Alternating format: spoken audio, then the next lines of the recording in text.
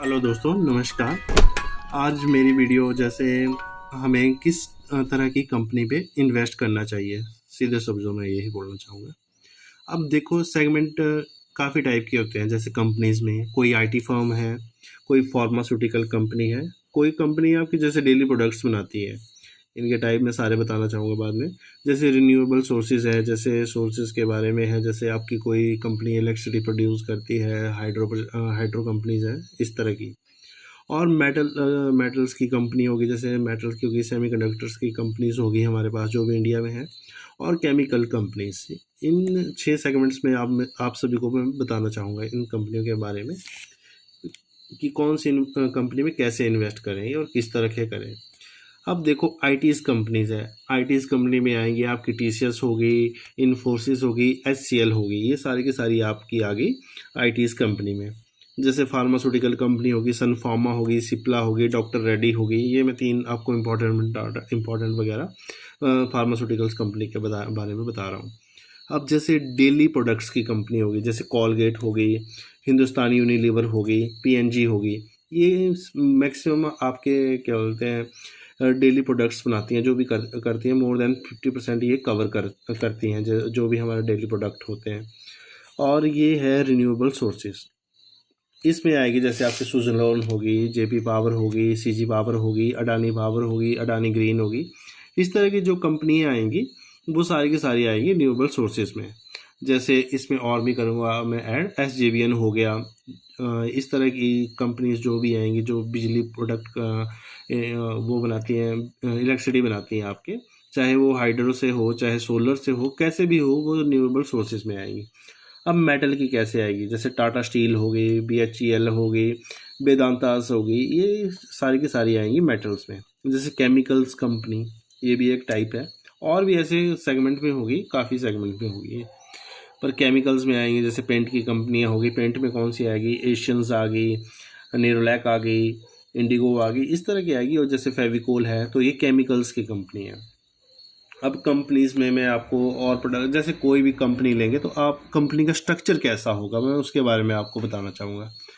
Company का structure कैसे होता है, जैसे प्रोमोटर्स होते हैं, एफआई वाले होते हैं, डीआई वाले होते हैं, जैसे म्यूचुअल फंड इन्वेस्टर होते हैं, इंश्योरेंस कंपनीज होती हैं, रिटेलर होते हैं।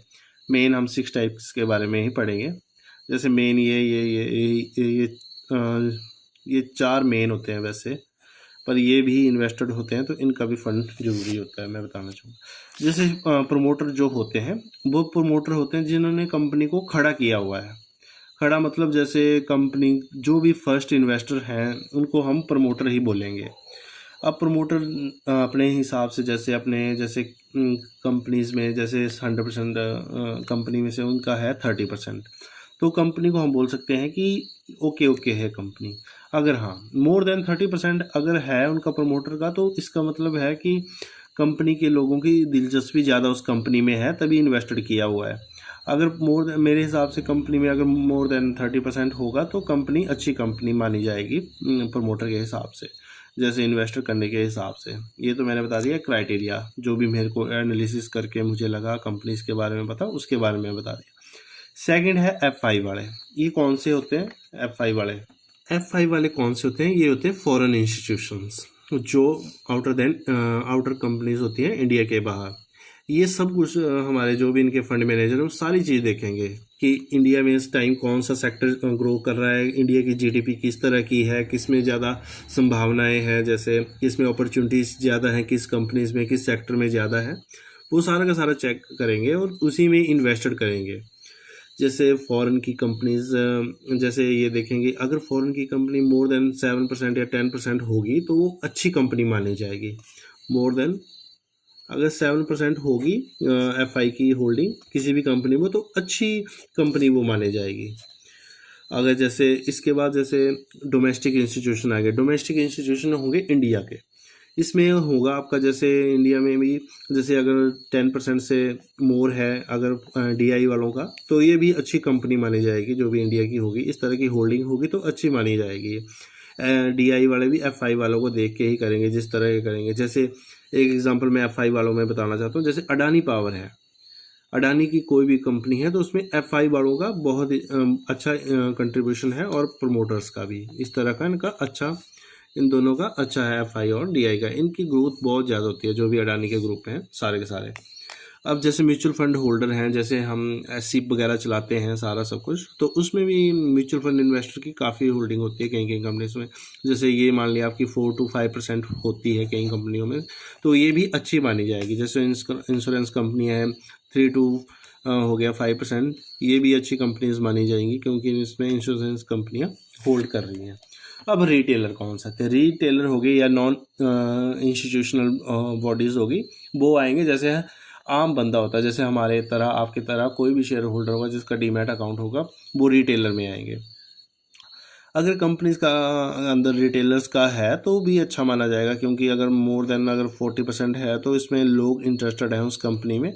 उस तरह का ये रिटेलर हो गए, नॉन इंस्टीट्यूशनल हो गए, जो भी हम इंस्टीट्यूशन के हैं, जो भी विदाउट इंस्टीट्यूशन है, जैसे डीआई विदाउट डीआई हो गया, एफआई हो गया, उनके सिवा जो भी हम आम बंदे आते हैं तो वो सारे सारे रिटेलर में आएंगे। ये मैंने आपको कंपनी का एक बेसिक स्ट्रक्चर बता दिया, जिससे आपको कंपनीज के बारे में कुछ पता लग जाए और जो भी आप एनालाइज करें फर्स्ट टाइम, तो कंपनीज में आप पता कर सकें कि किस तरह की होल्डिंग होनी चाहिए कंपनीज में और किस तरह की नहीं होनी चाहिए।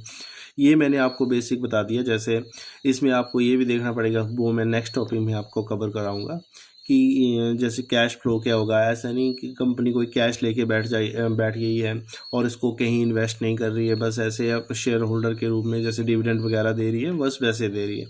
उस चीज़ को भी हमें देखना पड़ेगा, एसेट कितने हैं कंपनी के, लाइबिलिटीज़ कितनी है, वो सारे के सारे चेक करेंगे हम नेक्स्ट वीडियो में। तब तक के लिए thank you so much, and like and subscribe my channel please. Thank you.